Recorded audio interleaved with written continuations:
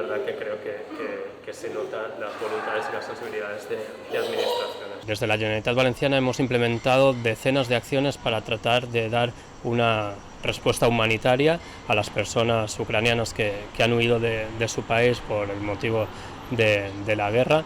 ¿Y qué tal? Muy bien. Para que estéis de la mejor manera. En este sentido, la Generalitat puso a disposición de los refugiados ucranianos un recurso como es el de la antigua Escuela de Enfermería del Hospital La Fe de Valencia, un centro de atención temporal para las personas refugiadas que cuenta con 250 camas y que en estos 3 meses de funcionamiento, desde el pasado 7 de abril, ha dado cobertura y ha permitido albergar a un total de 480 personas. Colegio normal, con nanos de aquí. 480 personas que han tenido una atención dada por Cruz Roja, que es la encargada de gestionar este centro, una respuesta integral donde hemos dado no solo albergue, no solo vivienda a estas personas que huían de la guerra, que huían de Ucrania, sino también asistencia sanitaria con la expedición de las tarjetas SIP, asistencia psicológica.